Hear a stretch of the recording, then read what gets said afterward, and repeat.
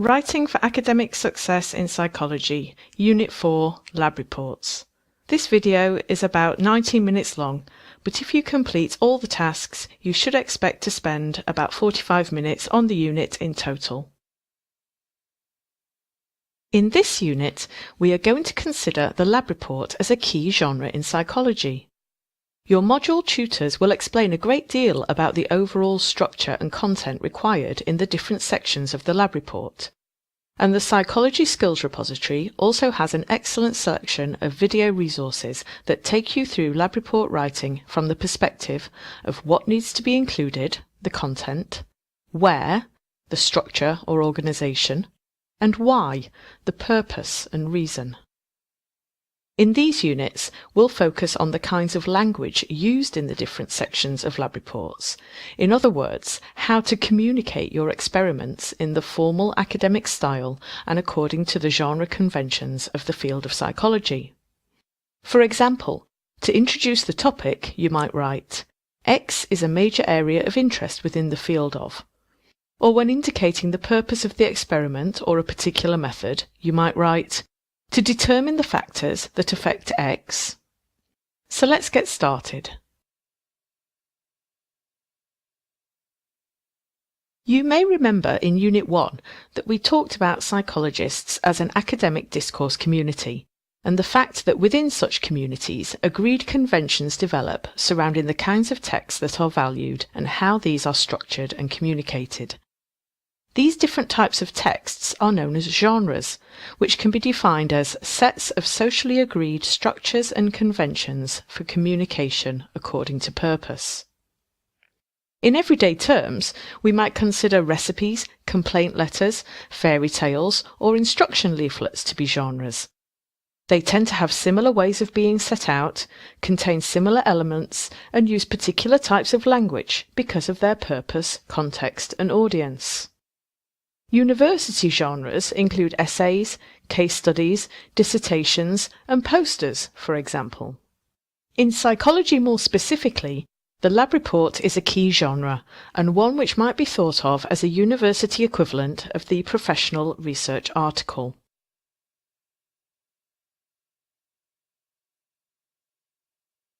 Moves are a way of achieving the purposes of a genre in a structured way. Some moves are obligatory, while others are optional. Let's take a recipe as an everyday example. In a recipe, there are 3 obligatory moves: the name of the dish, the list of ingredients, and the instructions or method. In terms of purpose, the ingredients describe the foodstuffs needed to create the dish, while the instructions aim to provide a step-by-step description of the procedure for making it, which is presumed the reader will follow. Optionally, there might be an introduction which explains something interesting or relevant about the dish, a statement of how many servings the recipe makes and/or serving suggestions, and a list of utensils needed to make the dish.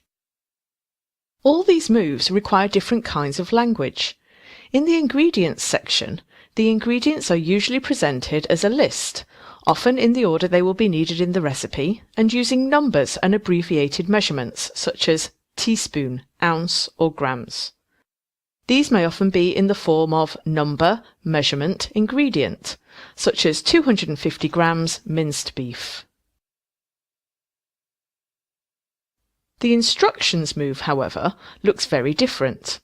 Whereas all the ingredients are noun-based phrases denoting concrete objects, such as onion, garlic, green pepper, the instructions make the procedure, what you do, prominent. Prepare, peel, chop, crush, de-seed, fry, add, cook. So because the purpose of each move differs, the language we use to communicate it differs too. Now let's think about this in terms of the lab report. Lab reports are made up of 4 main sections: the introduction, methods, results, and discussion, along with a title, abstract, and references, and potentially, if required, 1 or more appendices containing pertinent information relevant to the report, such as methodological apparatus, e.g. questionnaires or consent forms. Each of these sections has a different purpose. The main purpose of the introduction is to introduce the topic and its significance, existing research relevant to the topic, and the focus of the current study, showing how the current study relates to the previous research. The methods section is broken down further into participants, materials, and procedure. If you read other guides to lab report writing, you might also see design or apparatus as other sections. However, you should always follow your module tutor's guidance on the specific sections required at UEL, as these can vary slightly across institutions. The purpose of this section is to describe the method used in the study in enough detail that a reader could replicate the experiment. The purpose of the results section is to remind the reader of the hypothesis, describe the statistical tests used to analyse the data, and describe and visually present relevant results. The focus here is on what happened rather than why.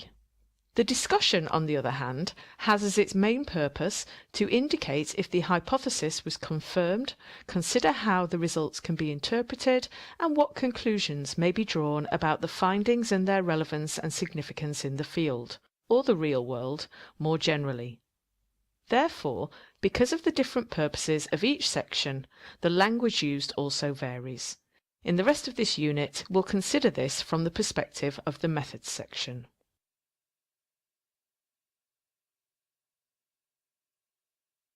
As noted above, the purpose of the methods section is to describe the method used in the study in enough detail that a reader could replicate the experiment.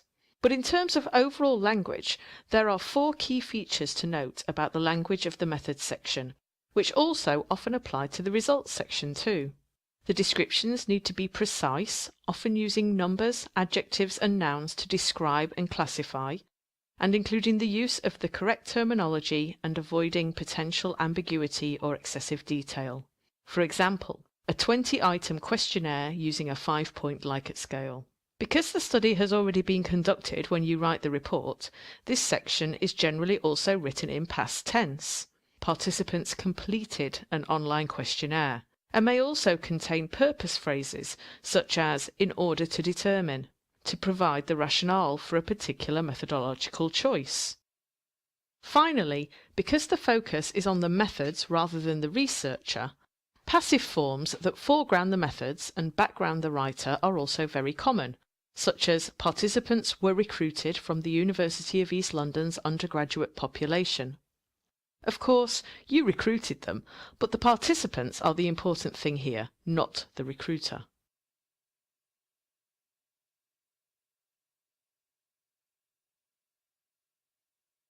See if you can identify these 4 features in the following spoof illustrative lab report method section. There are 3 extracts to look at, so pause the video for each extract and restart it when you're ready to move on to the next. First, underline precise descriptions in the participants section, including numbers and describing adjectives and nouns. For the materials section, underline past tense verbs, those that end in ed or sometimes with a form like ran instead of run, and identify any purpose phrases such as "in order to complete" or just "to complete." Finally, underline passive verbs like X was determined in this procedure section. Feedback. In terms of precision, numbers are used to convey both the total and subtotals of different demographic aspects of the participants relevant to the study, such as 30, 10, 20 to 30, and 60 to 70, as well as other indicators of number, such as half and all. Descriptive statistics for age are also present. Additionally, adjectives and nouns are used to describe and classify relevant characteristics of the sample, such as German, English, American, male, free from any obvious physical or sensory impairments, and completely naive about the aims and purpose of the study. Notice how using noun-based phrases like any obvious physical or sensory impairments with an adjective like free from allows the details to be communicated precisely but also concisely, instead of having to write, e.g., all were male and did not appear to be impaired either physically or in sensory terms. Specific locations and dates relevant to the participants are also communicated, such as residents of the Hotel Ripoff during the first week of July 2000. These details all contribute to making the methods as specific as possible to enable replication by the reader.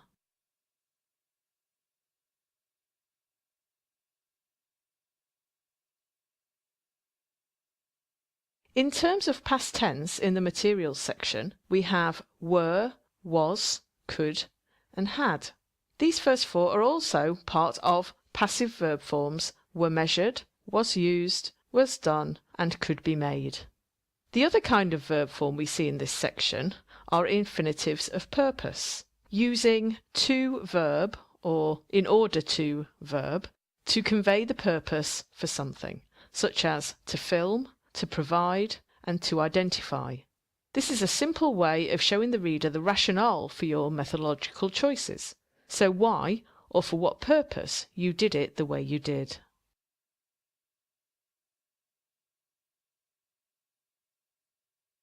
In terms of passive forms in the procedure section, we can see that there are several examples, particularly those relating to the steps performed by the experimenter, but which instead focus on the apparatus and procedure, such as the stopwatch was started, it was stopped, this procedure was followed, the film was shown, and the first 10 people that were filmed were chosen.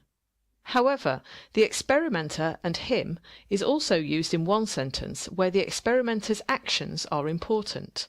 Active rather than passive forms are also used when possible, such as when describing the actions of the participants and the hotel manager.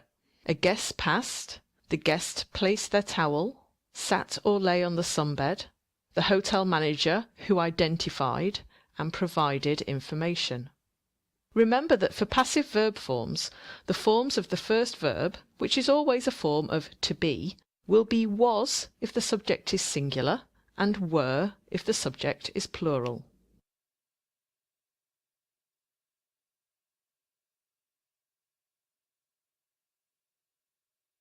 In terms of more specific moves, the method section conventionally describes the participants, materials, and procedure. In the rest of this unit, characteristic ways of communicating the information required in each section are provided, along with practice tasks to help you consolidate your understanding. Participants. The purpose of this move is to describe all the important information about the participants in the study, answering questions such as how many were there and where were they recruited from? What were their key characteristics in terms of age, gender, or ethnicity, for example? How were they recruited, selected, or excluded? And how were they allocated to groups, if relevant? In your notes for your experiment, you might have the following information, for example. You can see how these notes contain information that answer questions about how many participants there were, what their characteristics were, and how they were recruited or selected. We can then integrate this information with phrases commonly used to describe the participants in an experiment, as follows.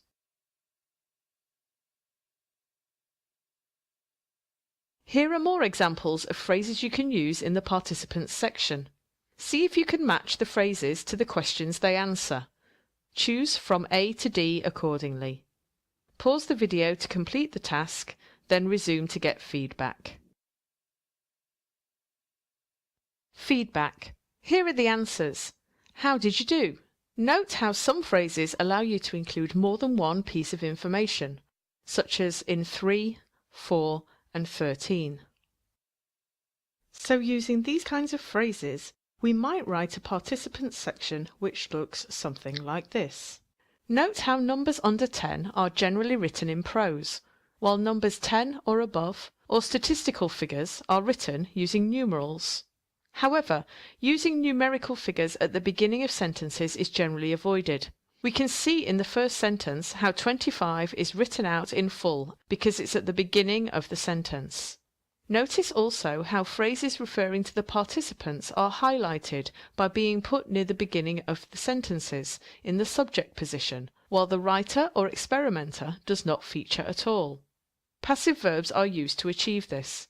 Were recruited, were asked, and were used, for example. However, these passive forms are not the only way to ensure we keep the focus on the participants. In this reworked participants section, participated, had taken, and completed all focus on what the participants actively did, described from the participant perspective.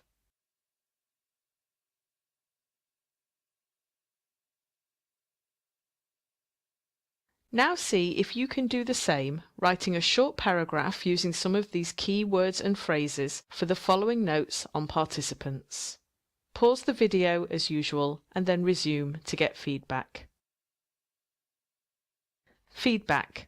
Your paragraph will be different, of course, but you might have written something like this.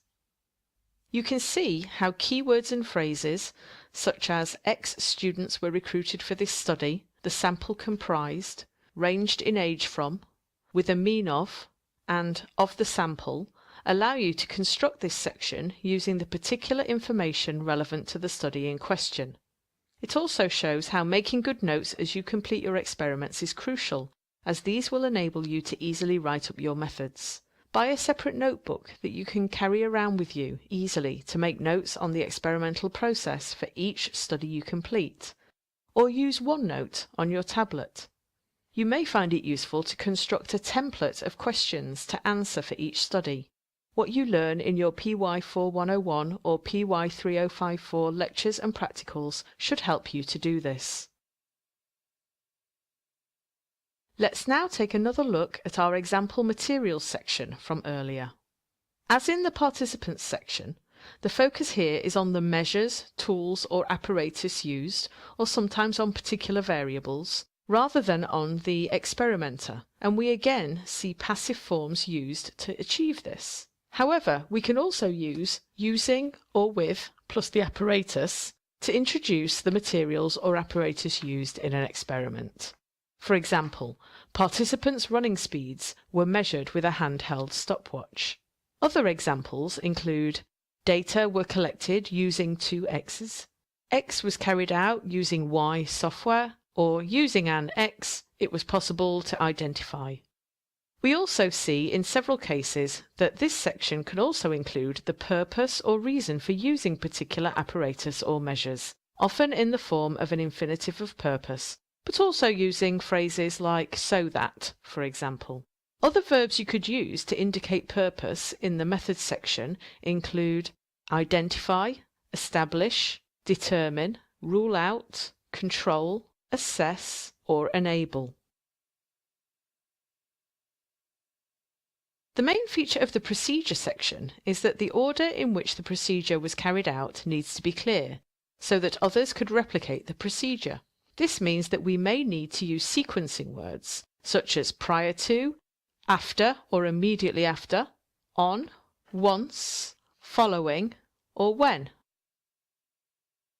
Then is also another common sequencing word. However, in academic writing, it is less common to put then at the beginning of the sentence, and it's much more common to put it immediately before the verb, the action, as in these examples.